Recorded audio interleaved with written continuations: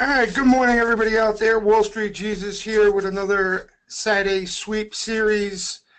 I appreciate you guys coming out. I know the weather starting to turn for the better. New York, it rained all week this week. It was miserable, but getting a little bit warmer. So I know you probably have better things to do on a Saturday. But for us degenerates, we always make it our business, find some time to talk the game. And that's what we're going to do today, all right? Today we'll talk more about, a little more than we have in the weeks past, we'll talk more about some of the flow activity, what's taking place in the market, recap maybe some of the better looking stuff out there that the wise guys have been getting involved in, some of the stuff that hasn't really done too well. But all in all, and this is what we were talking about last week, even though the market was in that consolidation, and that's all that it was, a lot of good was happening. Okay, we discussed that several times, and we'll talk about that a little bit more as far as sentiment and how it translated into the flow and so forth.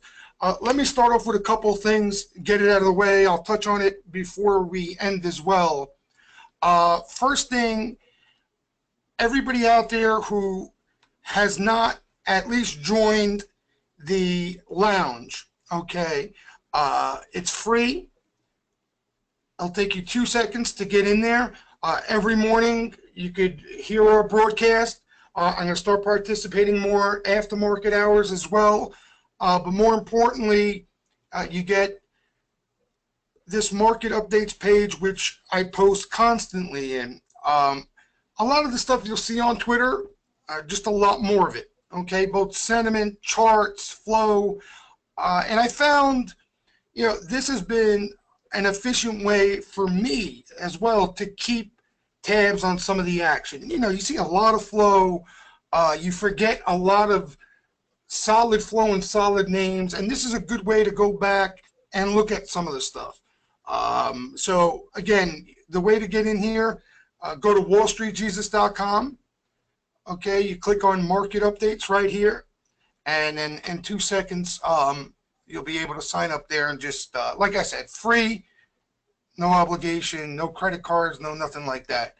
All right, what's not free that we offer, our special, and this is what we include on the Saturday series day. St. Lucia crew always throws some special.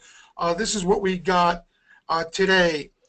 $100 off the Wise Guys Revealed. And basically what this is, you get for $3.99, usually $4.99. You get a 30-day free trial to the steam room. Okay, so the steam room is, I think it's $200, right? $199 a month. So basically, for an extra $100, you're going to get 1 month of the steam room, and you get all this.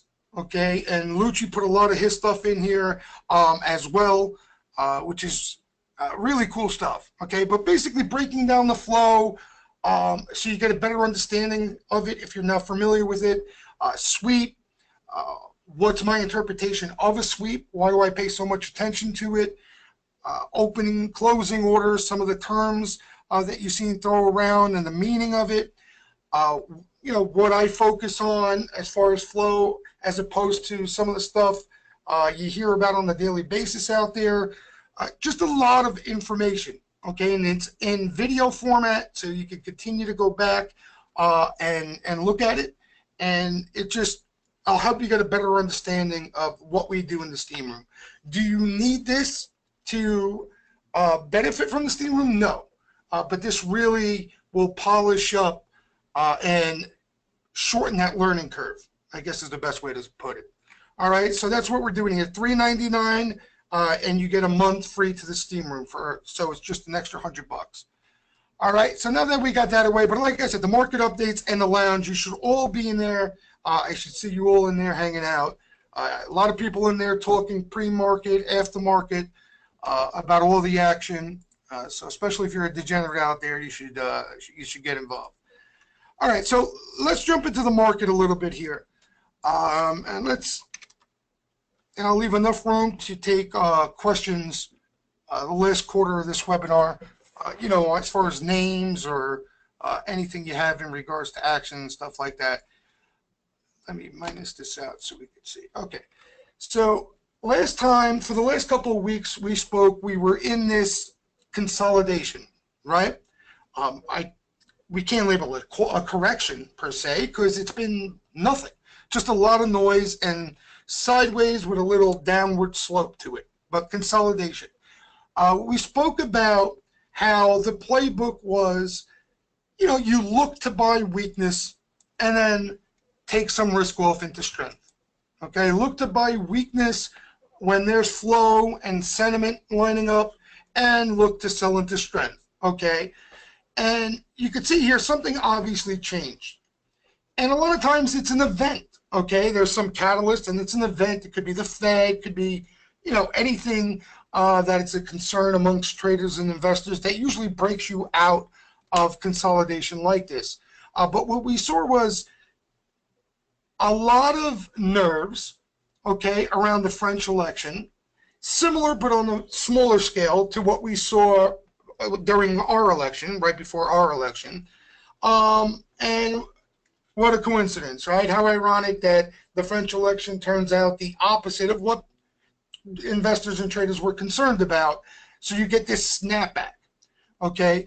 But what we saw during this whole time, a lot of the bullish sentiment, and there was a ton of it, okay? If you guys remember, we spoke about how the tail end of this rally here, traders were really getting too giddy on the call side of things, okay? They were feeling really good about the market, and usually, I don't interpret that as a short signal, okay? I don't short at all in bull markets. Those of you who know me know I'm against that. But what that tells me, it just tells me it's a sign of caution. Basically, if you remember we spoke about, it's signifying that the risk reward up here is not in our favor.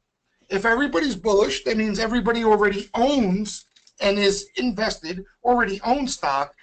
Again, the thrust, the push higher is not going to be risk reward wise in our favor, okay?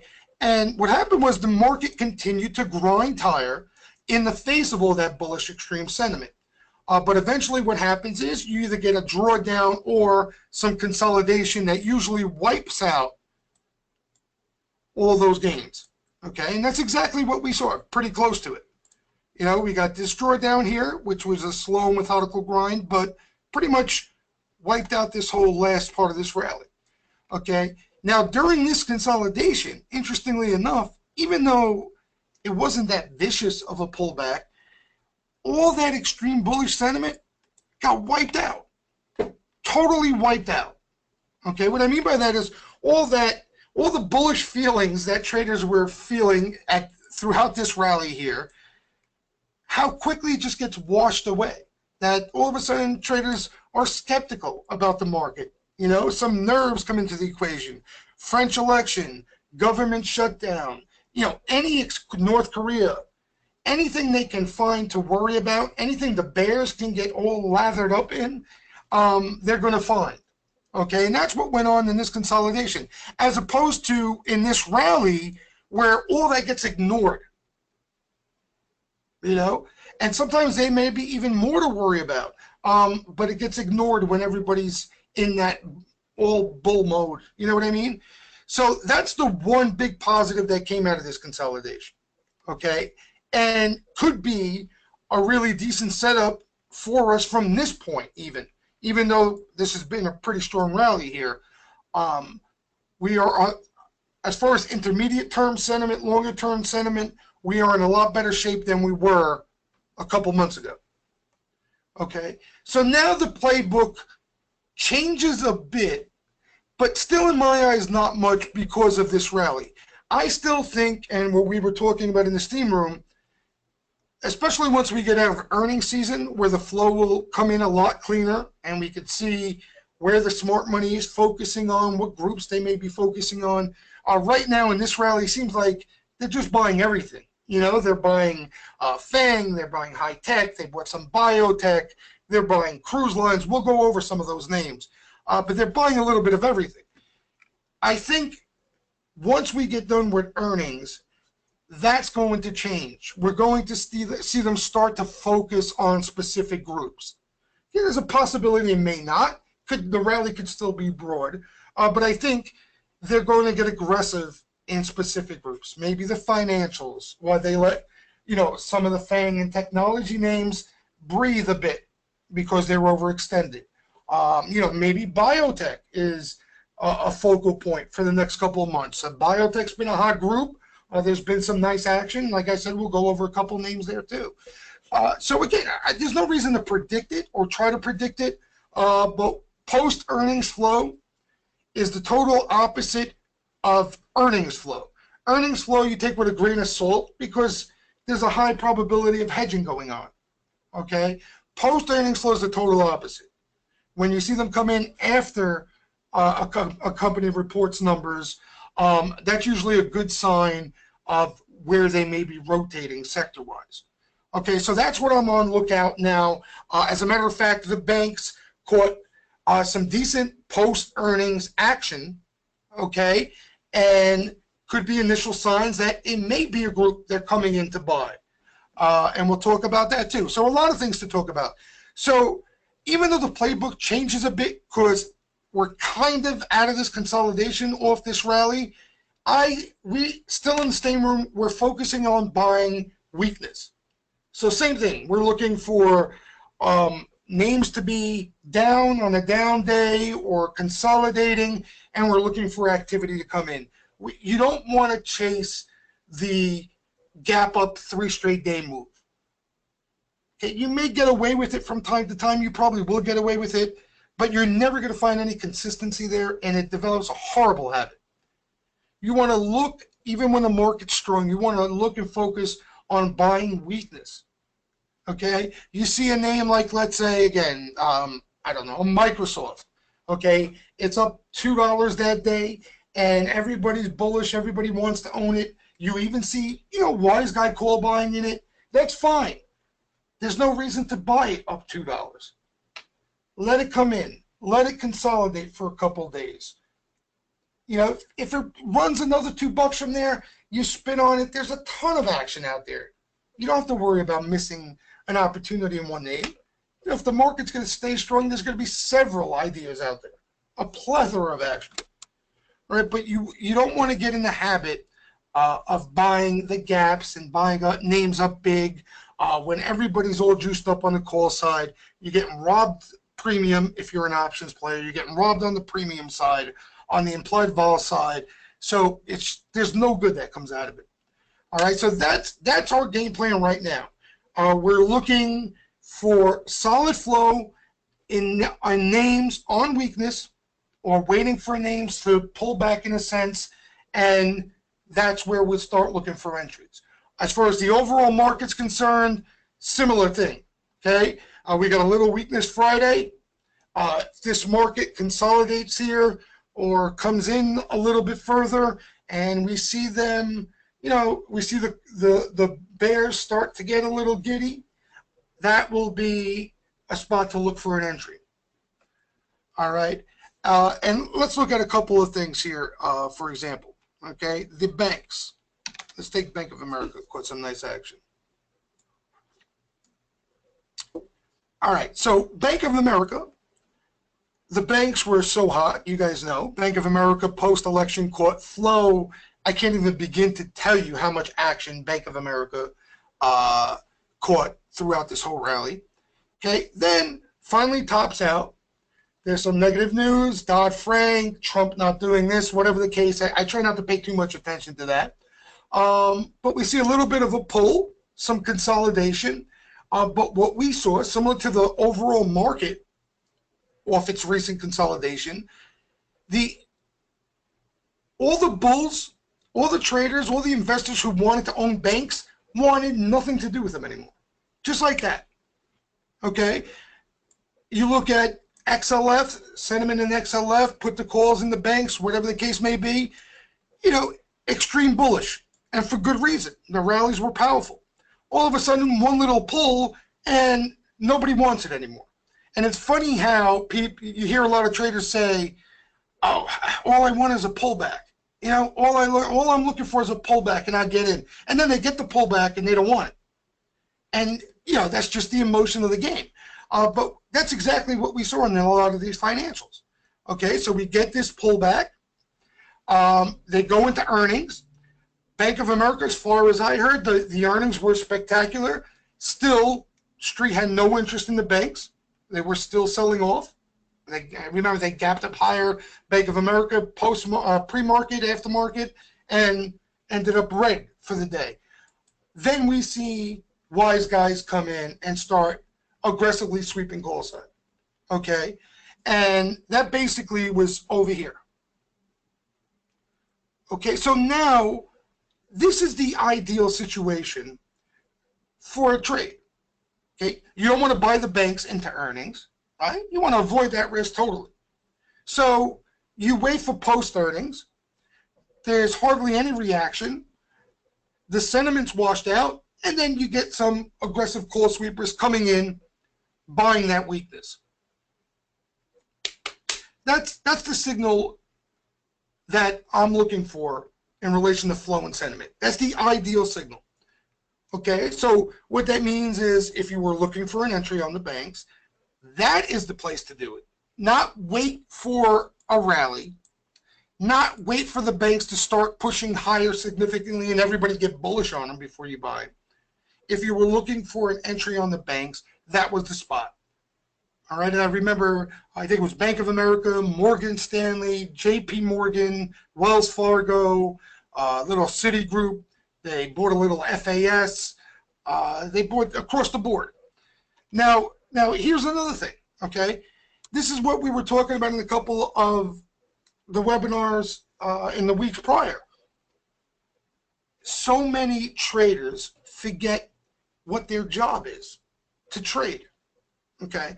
A lot of people who play this game, especially on the newer side, think because all this lined up so nicely, then you can just buy the banks wherever and hold for new highs or expect new highs.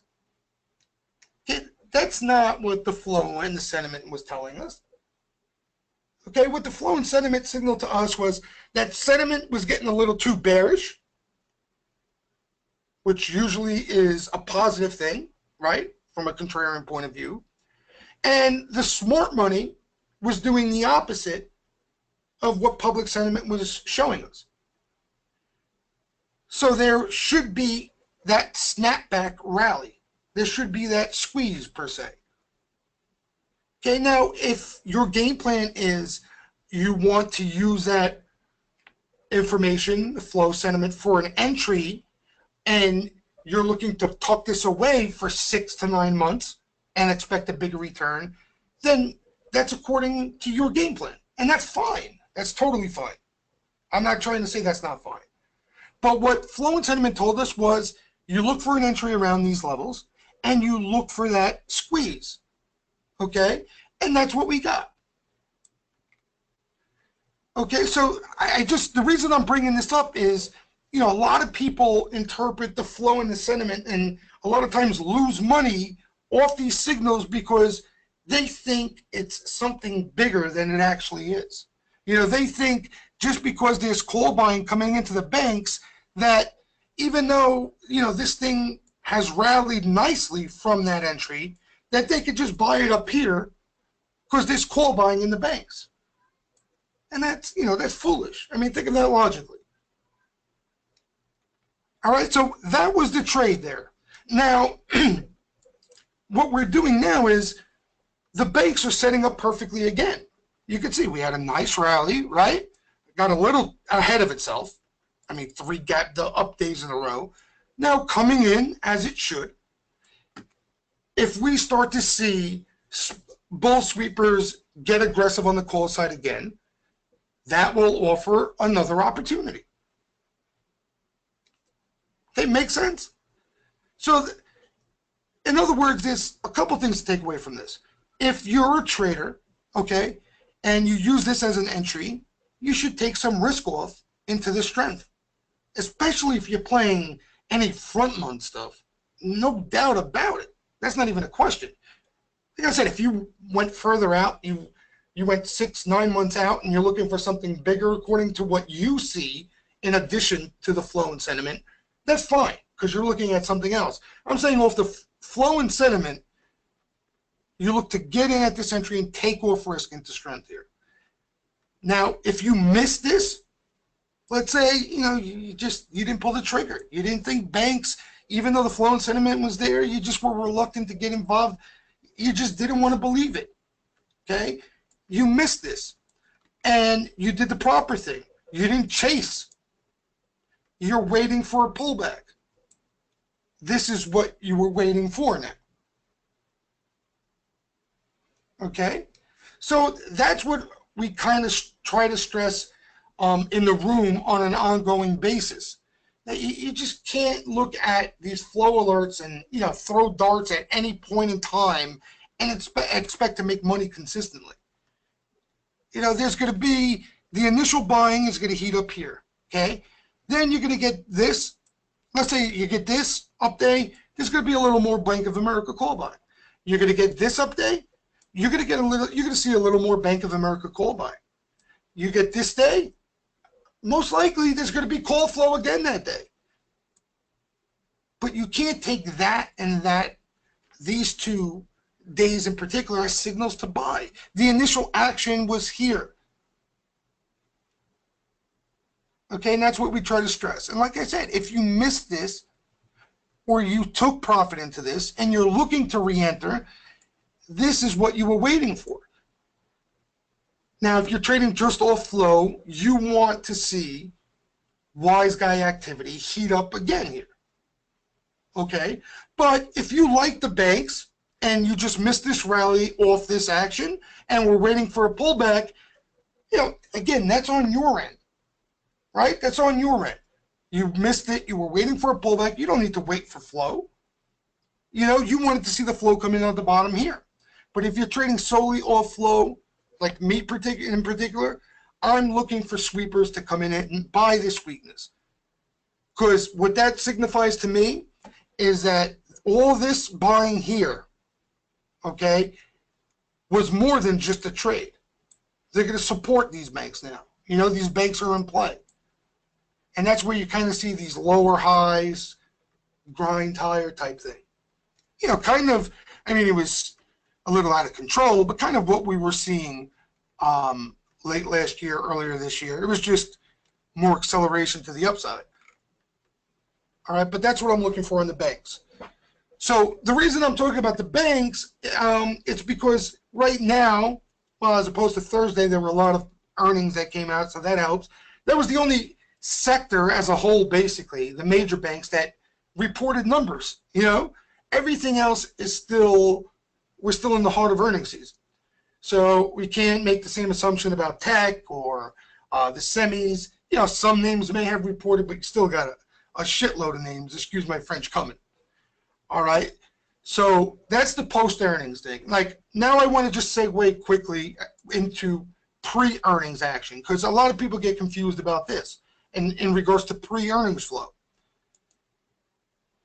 You can play pre-earnings flow, okay? We see a lot of names catch aggressive activity betting on a run-up into numbers, right? You see that a lot in FANG, in tech. You see that a lot. So even though the flow or the activity coming into those names may not be as clear to us that it's, smart money speculating on a direction, you can still look to take advantage of it. The thing I like to point out is, let's take Visa, for example. Okay, we spoke about this, if you guys remember, how Visa was catching just a ton of activity throughout this whole sideways consolidation here. Ton of action. All right, as a matter of fact, if I pull up, I think I showed you guys this for the most part, but just to get an idea, because I want you to understand how obvious it is that you don't really need to be some options aficionado to get an idea of what the flow looks like. Here's the action in Visa.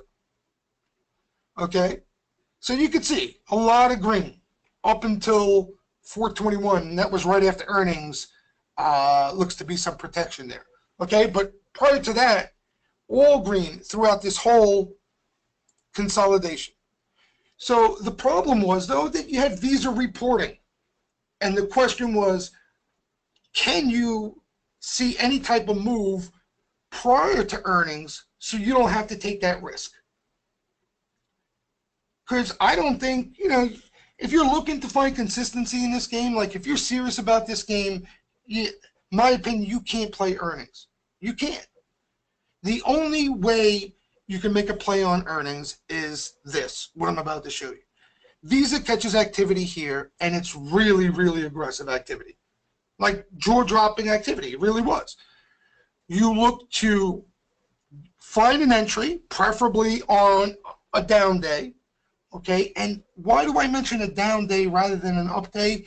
Because again, if you're playing the calls, you chase gains like this, even though this is just a couple of days of consolidation, your premium's going to drain out. This is not that easy to sit through. So preferably you want to catch, doesn't have to get killed that day, but a weekday. Okay, a day where it's a little harder emotionally to buy it.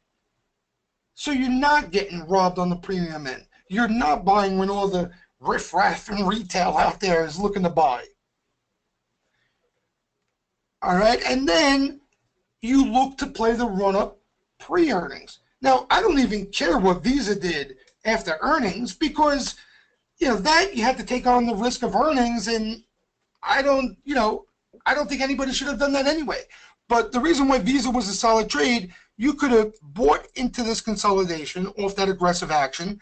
You had a decent run into the number where you could have sold a good chunk of your position, and if you wanted to hold through the number, let a runner ride. You know what I mean? Leave a small piece, let it ride through earnings if you think it's going to be a big one. Take enough risk off that if they shit the bed off earnings, you couldn't care less. You took a shot, but you still made money on the trade. So there is a way to play off earnings flow. But you just got to understand that a lot of times, depending on the earnings season, they make you hold through earnings to see that pop. So you don't always get this type of move prior. Okay, so as long as you understand that you're okay with that, you feel it's worth a shot, that's what you're looking for. Another way, I tell a lot of people, you can get a gauge on the overall market because you're going to see around you a lot of names getting a little lift before earnings that are catching flow. So if you see a name that's catching earnings flow, you want to make a play, see if you can catch a pop before earnings, so be it. We saw it in JD, another one. I mean, JD, a ton of activity. Here's the box right here throughout this whole consolidation. Again, you look to buy on a down day, get the right price, and, they still didn't come out with earnings. They're coming in May. So you got some time. You could be peeling off risk right now as we speak and leaving a free runner into earnings whenever they come. There were a lot of names like that. So I just wanted to give you guys, because I get a lot of questions on, post-earnings flow, why is it so important, and pre-earnings flow, where a lot of people know I'm not, I try to take it with a grain of salt, but there is a way to play off pre-earnings flow. You just got to understand that during earnings season, there's a higher probability of risk. There's a higher probability of hedging going on. There's a higher probability of stock replacement going on, meaning size players selling equity, replacing it with calls. There's a lot of that going on. So it's not as clean. You understand? So it's not as clean. But there's a way to play it without taking on that earnings risk. And we've been seeing a lot of that. Okay? And as we mentioned the last couple of weeks, Even though the buying during the consolidation was selective amidst all the sloppy earnings flow, there was some quality buying going on, okay? And a lot of under the radar names. I know a lot of traders like to stick with the big high beta FANG names. I mean, that's, there's not always going to be opportunity in those names. But I'll give you another one that's just been ridiculous. This Norwegian Cruise Lines. They nailed the lows on this thing. And this thing's been up every day since. Now, granted, the market has helped it of late here, but you can see this thing was grinding higher without the market. Biotech, I mentioned, there's been a couple big winners.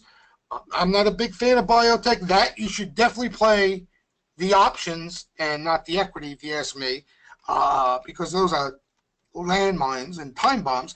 But SRPT caught a decent amount of action. A lot of guys in the room took a shot on the call side there. And this early on here, not up here, early on. Another name was just recently, I think REGN, is that? Yeah. They caught some news on Friday, but that's been another biotech name. Caught some nice action. Caught action, what was it? Right at the close, the day before this pop. And then about a week prior to that, this REGN. Another one recently out to July was this Kite. Caught activity. I don't know much about these things. I'm just sharing some of the flow in biotech because there's been a good amount of it. This ALXN, which was a huge winner, that caught activity. So again, it's been selective buying in a lot of these sectors, but they've been stellar. Retail, okay? One of my favorite plays, because honestly, I thought during earnings season that the smart money was showing signs of trying to find value in the beaten up stuff, or some of the stuff that didn't participate as much, like biotech, retail. I thought maybe they'd let the tech names sit and wait to see some earnings. They end up hitting the tech names too, but so I was wrong on my assumption. But I was pretty excited about some of the some of the retail flow. L Brands, Victoria's Secret. What I liked about this thing caught aggressive put buying all the way down. Then in this consolidation, they finally flip sides and start sweeping call side aggressively. I mean, that's a nice lift here. You guys probably heard me mention this Finish Line a couple times, FINL. Same thing, nice lift. There's been some smaller names that haven't performed as strong as these, but LB, FINL was some of the stronger flow out there, where they came after several times. And the tech names have been incredible too. Some under the radar names is IAC Interactive. I mean, look at this move. They hit this thing a couple times aggressively. So I'm not showing you these things, guys, to show this is spilled milk here. You can't buy these things here. But I'm just showing you that, when the flow and the sentiment line up and you try to block out the rest of the noise, do the things you need to do. You know what I mean? Focus on buying weakness, not chasing. Focus on the things you need to find consistency.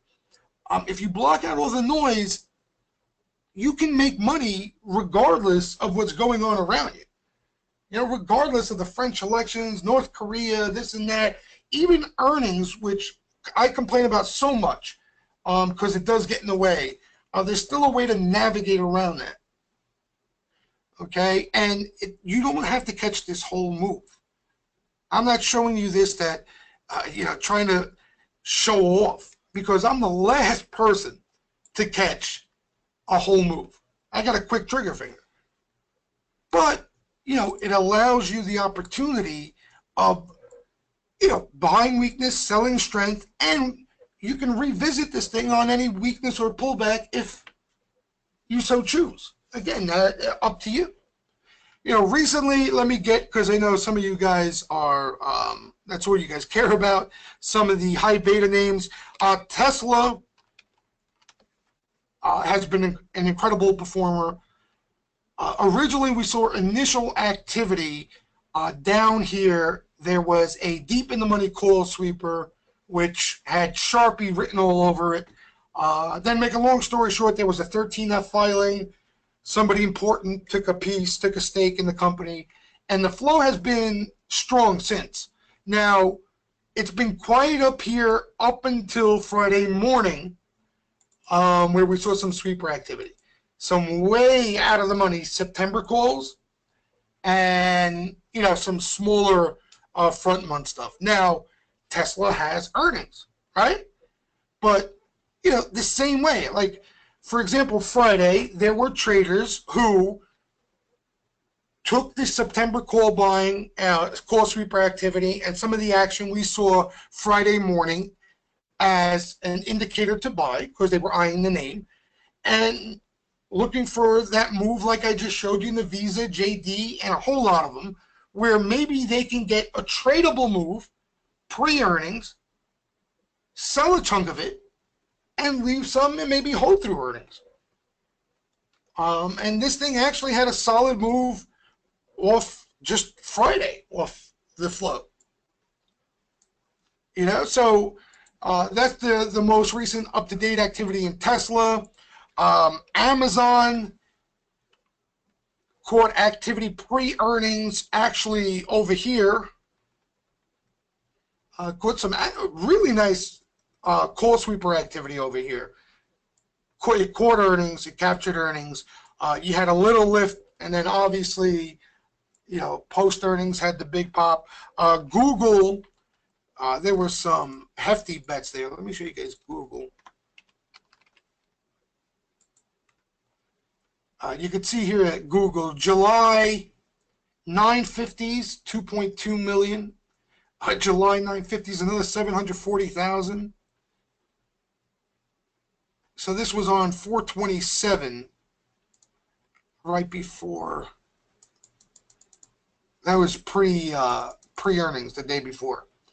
So you didn't have really any room there to trade off the steam into earnings. But Google had some flow back here, which is going back to last month. But doubt any of us would have held throughout this whole move anyway.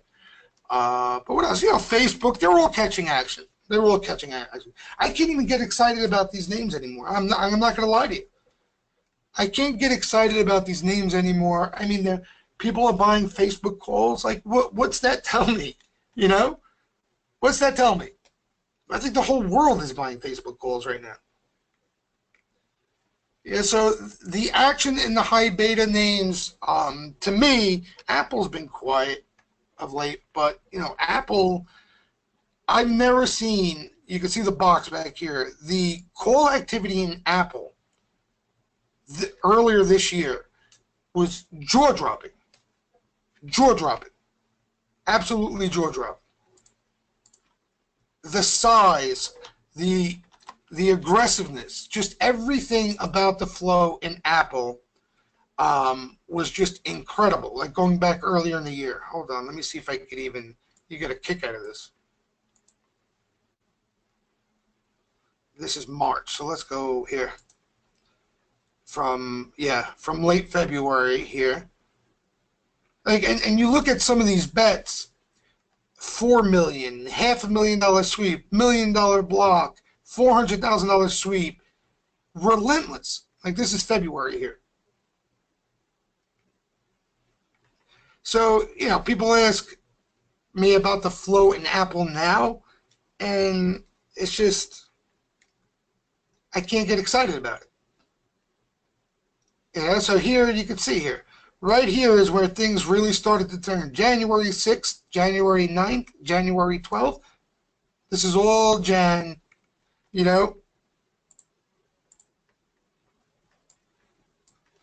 And that's where things really started to get hot in this thing. So up here now, it's not my cup of tea, even though obviously it can go higher. A lot of things are. All right, let me get to a couple questions on any names you guys may have or any questions about the flow. Another name, by the way, which you guys probably know because that was in the that ILG has been a fantastic performer even throughout the consolidation. I mean, timeshares. That's what they do, timeshares. So there's definitely been some decent action. All right, let me try to figure out here the questions so I can do this properly. Hang on. All right. Alarich, if I'm pronouncing it correctly, is saying, let's say a name is weak and catches flow. If I decide to go in and the name keeps going down, do you recommend you get out, chase a lower bottom, or stick to the name even though I didn't catch the lowest low and wait for strength to sell?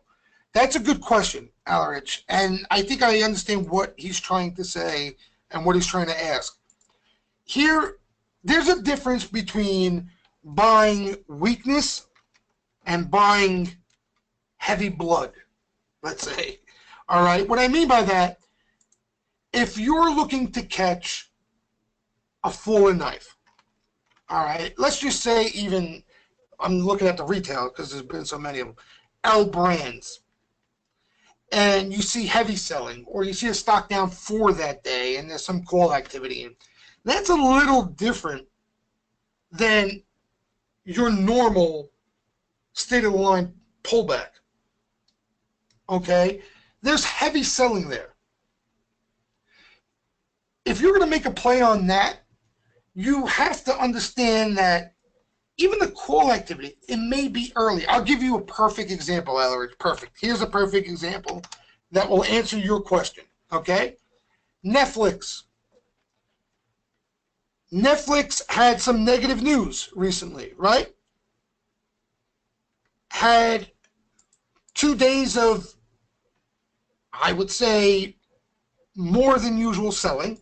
There were a lot of people calling short Netflix, okay? But into that weakness, there was an August call buyer. Okay, let me pull it up so you see exactly. And this is what I think Alarich is asking, and it's a fantastic question. Okay, where is it here? Hold on, let me chop some of this out here. Oh, I'm too far back. Here we go. Okay, you see this right here? On 4/19, April 19th, Netflix, August 145 calls, $1.5 million bet. All right, it's a decent sized bet. Wasn't a sweep, so maybe not the ideal day trade per se. As you guys know, sweep, you see, a lot of times you'll see instant momentum or sweeper activity. This was a block, but again, a size bet. Now, you're looking at Netflix off this weakness to see, you're looking for an entry, right? That is right there your indicator of entry. Now, what Alarich is asking is, because the selling is maybe so strong that day, that's an August call buyer, so he's not looking for a bounce right now, right? He's going out to August, which is the smart thing to do if you're looking to buy into that selling, because you may be early. So you have to understand that as well. Okay, that's it. And that's what I think Alarich is asking. You can't expect to buy into heavy selling that day or the next off an August call buyer and think that you will never be down in the name. So I think that's where a lot of players like yourself find issues. How do you approach that? Where do you put a stop loss? How do you play it on the call side? I mean, me personally, what I would do, you could do a couple things. You can piece in. Okay, you could buy a little at that spot, wait, comes down a little bit more, you can add the second half, or consolidates, you can add the second half, but you don't need to buy it all at one spot, just in case you're early, because you may be early. There's a good chance you're going to be early. Even if you're not, you have to prepare for being early when you're buying into heavy selling like that. If you're not early, that's gravy. Okay? Or you have to give yourself enough time. Okay, you can't make a play off that August call buyer and buy front month and not expect to be down on it.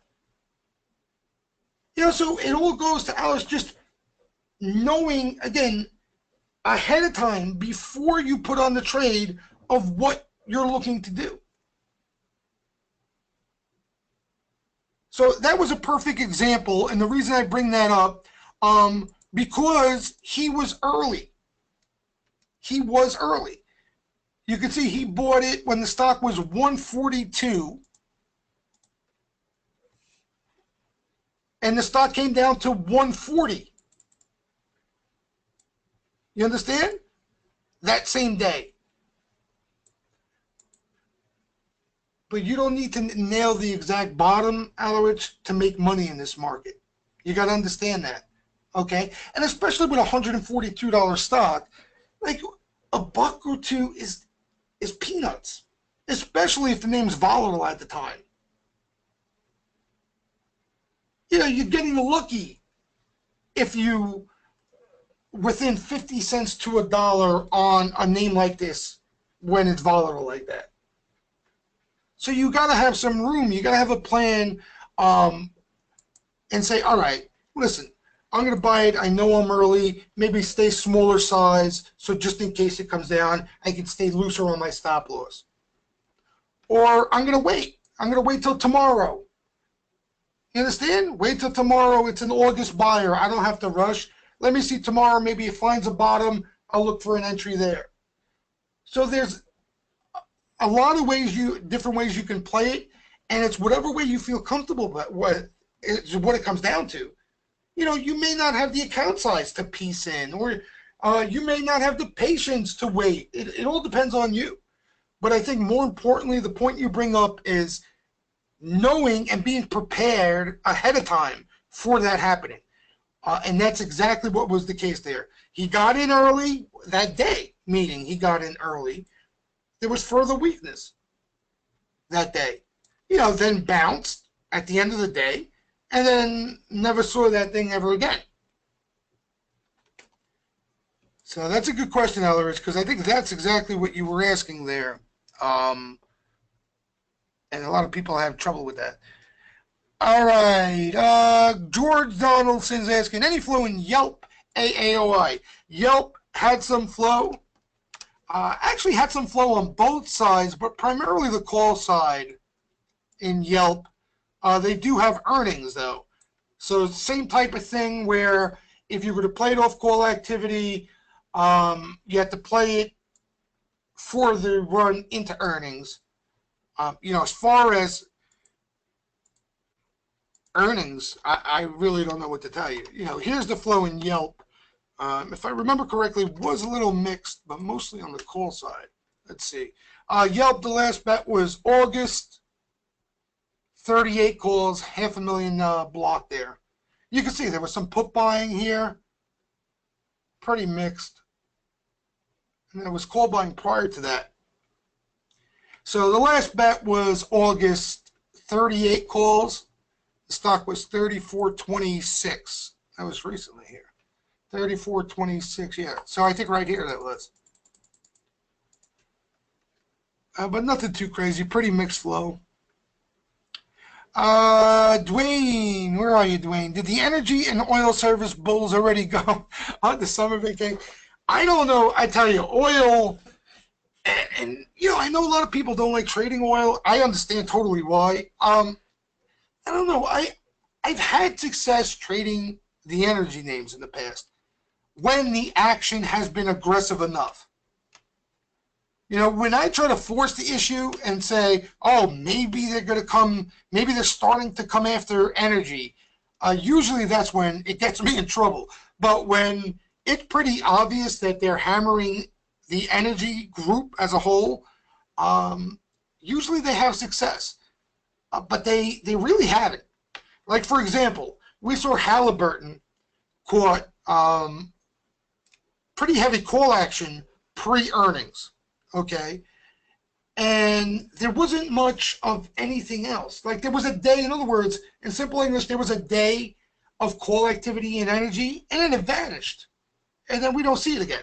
Like Halliburton, for example, caught that call activity that day and has been going lower ever since, posted earnings, and I still haven't seen the house sweeper. So if that was legitimate directional betting in Halliburton, they would come in tattooing this thing, right? Remember Encana, okay, over here? Remember how they came in hard after this thing, and then it went down in their face the day after that? What'd they do? They came in again, and they started selling puts on top of it. And they kept swinging, and they kept swinging, and it kind of had another down day, and they came after it again. Usually they look for weakness.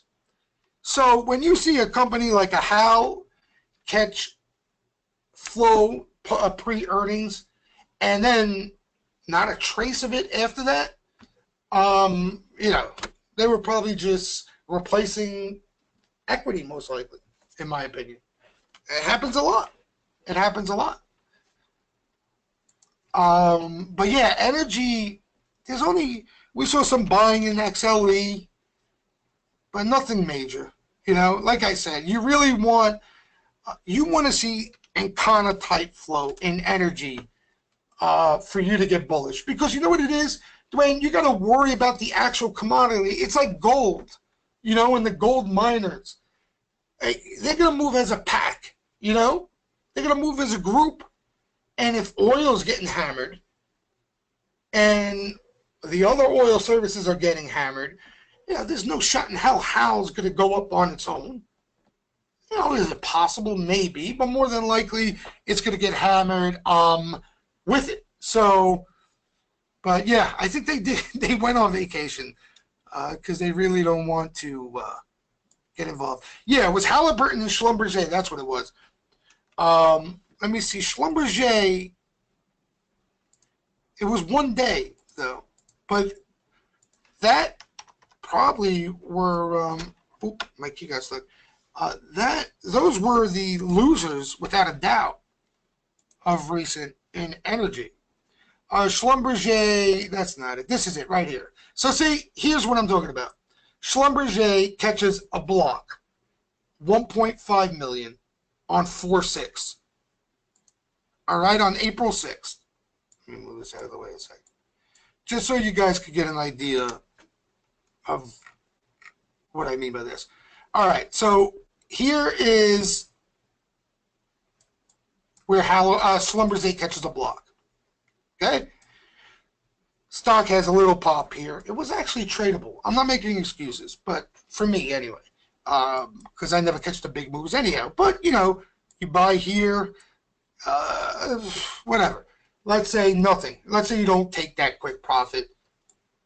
It rolls over. There hasn't been a single order that I've seen in Schlumberger since. So if that block, and that's why I hate blocks, but anyway, if that block was legitimate, where are they? They don't want anything here. They're done. So that's the problem, with these one block orders that catch earnings, especially. For example,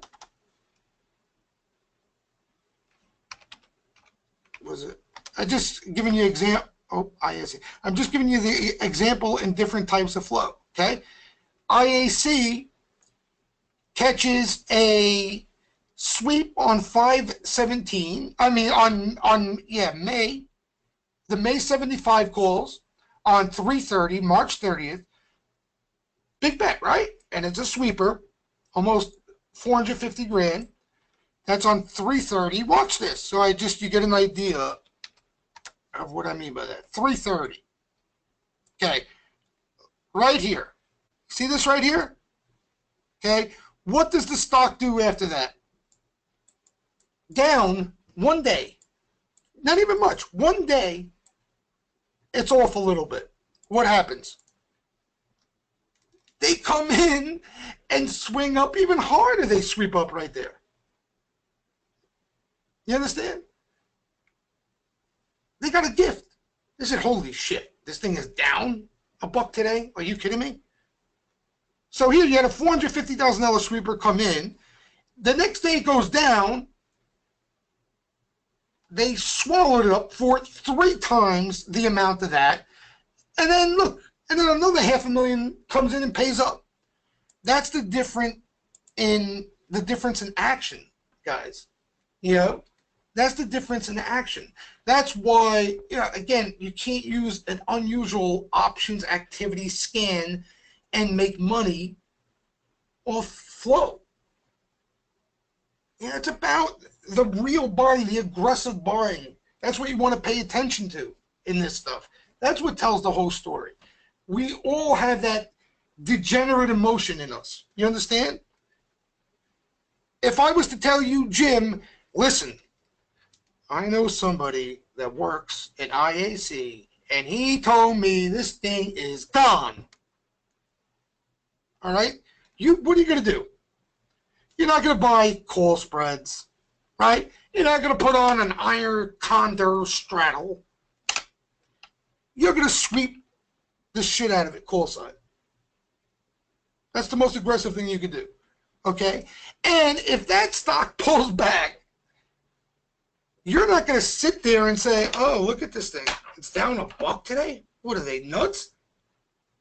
So you understand, that's what you try to look for. Now, that it doesn't always happen like that. You understand? That type of buying doesn't always come around. But I'm just trying to give you guys the picture of what the strongest signal out of flow is. Okay, and if when you line that up, that type of buying up, with sentiment, overall sentiment, it is dangerous.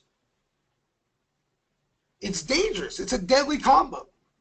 But the problem is, like everything in life, waiting around for that type of activity and just looking to take advantage of that type of activity. You understand? So you gotta understand the differences. Like, it's okay to play the Schlumberger and it's just a loser. As long as it's just a loser. You know what I mean? But the goods is the type of activity we've seen in IAC, the type of activity we've seen in Apple earlier in the year, the type of activity we've seen in ILG, who does, we didn't even know what the hell they did while we were holding this thing. A lot of people in the room. Timeshares, we didn't have a clue. You know, now we're starting to see why this thing is moving higher. They were buying up the whole group, hotel, timeshares, all this shit. Okay? But look at this. This doesn't lie. You know, they come in, they start nibbling, they come in, they hit harder, they come in some more, they come in some more. They keep coming, they keep coming. So, you know, a lot of times it's easier said than done, but that's the difference. But more importantly, you don't want to make it, you know, excuses. Like if you played Schlumberger off the action, you know, you just got to say, okay, you know what? I mean, I thought that might have been a bet. It was just one block. They didn't come back. Done. That's all. What else we got here? Question-wise. Amazon, NVIDIA. Amazon, there was some big activity in Amazon, even some stuff that didn't hit the board. But now, earnings, you had earnings. So here was Amazon. Amazon doesn't catch a lot of flow that hits the board. Look at this guy. June 1100s. That was pre-earnings. the block. There was some good-looking sweeper activity, though, all kidding aside, that didn't make the board. That came in, I'll tell you right over here. I think it was these 2 days. And then you had this little grind higher where you could have traded it pre-earnings. But, you know, earnings, once it goes to earnings, it's done, out of our hands. MU and AMD. A lot of people ask about this MU. Micron, again, one of those names, the call buying, let me show you, okay? You know, it's like, I don't know what to say anymore about the action in some of these names. I really don't, okay? Because here's why. You guys can see this, right? You can see this pretty good. Here's Micron.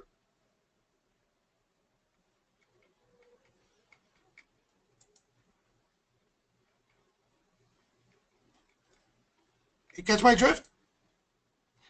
All right. Look at this. This is November.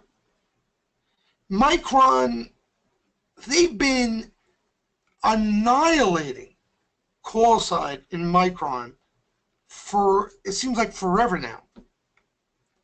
So the question is, what do you do with things like this? Now, what I recommend, and you can see here, yesterday caught a July $1 million sweeper, which rolls out, I don't know if you guys remember, all that April action. It caught a couple months ago, pre-earnings before that. So it's rolling out that stuff. So the action is still there in Micron, but it's a lot of positions rolling out. They've been all balled up for so long. You know, this was consolidation here, November. You can see marked off. This is where the action really, really started to heat up in Micron. So now we're up here. So what I recommend to everybody is you use the flow as an indicator to what you're looking at on your end. Okay?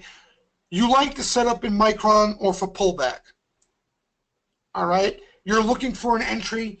You can use the flow as an indicator of possible momentum coming into the name, in addition to what you're looking at on your end. To trade off the flow itself becomes more difficult now. The only thing I could suggest is you wait for pullbacks like this, and if you see a Micron sweeper come in, you can get a trade out of it. But I'm talking about a trade. You know? I'm just talking about a quick trade. I don't know if this thing's going to go to new highs and keep going. It has been. Look at it. You know, if the market holds up, I'm sure Micron will be at new highs and continue to go. If the market gets hit or techs get hit, Micron will go down with it. So it's a tough call. But the only thing that I can recommend is, again, using it in addition to what you look at, and or waiting for these pullbacks to set up a quick trade type thing. And the same thing goes for AMD. Same exact thing.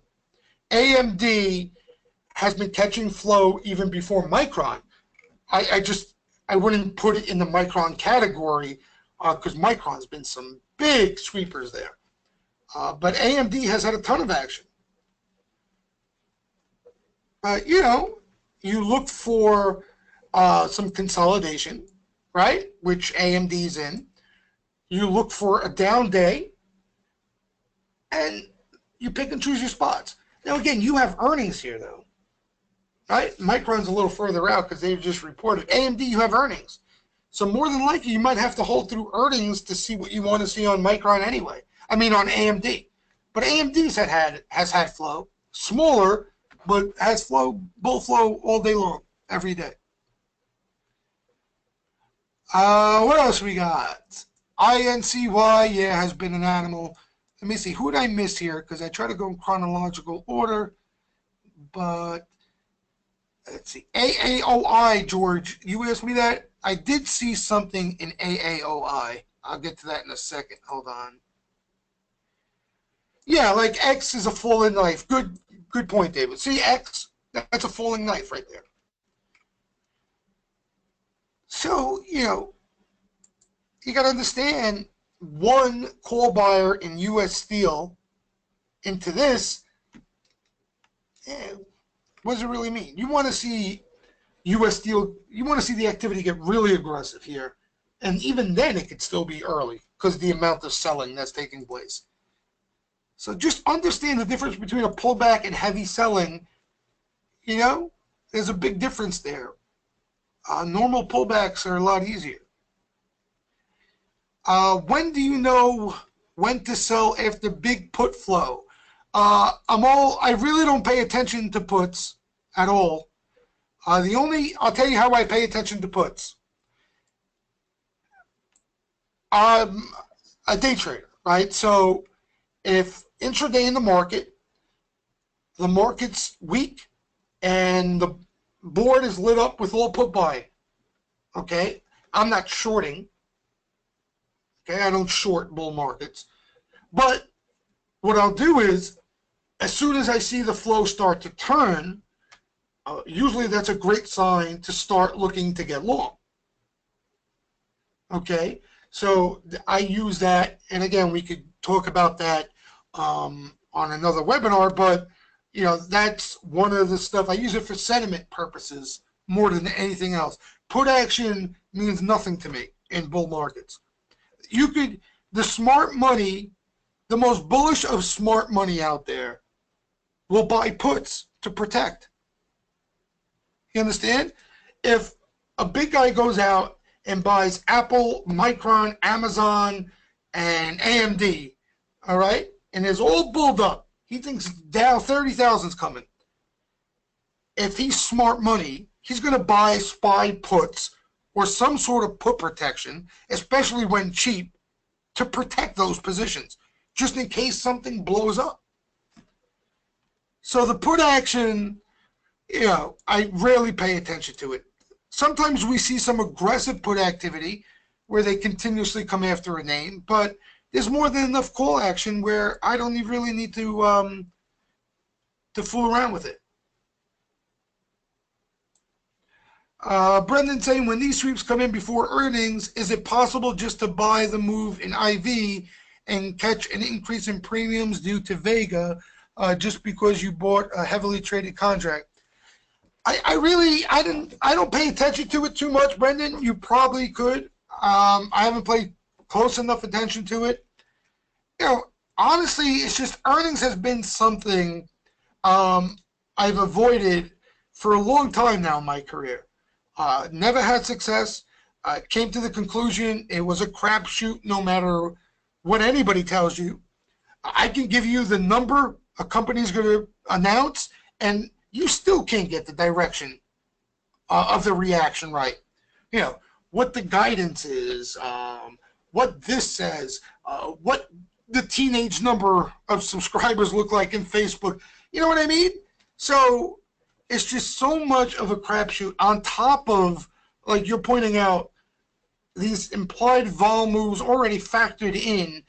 I'll give you an example. There's names out there like the FANG names that even if the stock is up, okay, off the number, you're still not going to make money.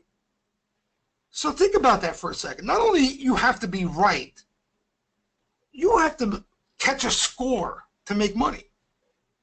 And in the long run, playing that type of game, guys, you're just not going to find consistency. You're just not. You're behind the 8 ball already, that if a stock is up, you can't profit from it if you're buying calls, if you're playing the long side. So it's just, again, it's a lot easier to make money if you stay away from earnings. All right, let me get to a couple more questions, and then I'll let you guys enjoy your day here. Maybe we'll talk about some of the how I use flow for sentiment purposes and stuff like that, where you don't even have to focus on the names and some of the other in a webinar coming. Bigger earnings this week coming. Yeah, we still got a lot of earnings this week. So we got a long way to go. We still got a long way to go, and we'll see what happens. I do like the way the market's set up. And just very quickly, you can see here, I mean, this is just one of the put the calls we look at. You know, when you have people nervous, and now more than ever, people get so bared up so quickly, in the snap of a finger. It's something you can look to take advantage of.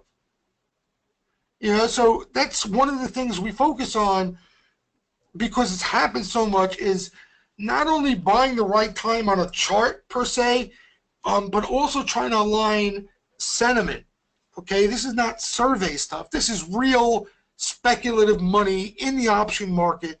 They're putting their money where their mouth is type thing, where people, you know, a perfect example is right before the French thing.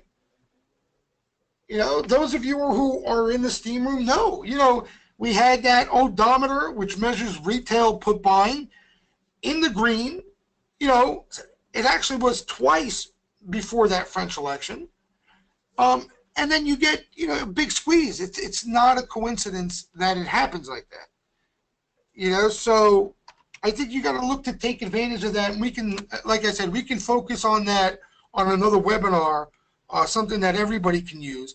But for example, what I'm referring to is you had this day, and I think it was this day, where retail put buying was at extreme levels, which signaled squeeze was coming. And as a matter of fact, a big squeeze did come the very next day.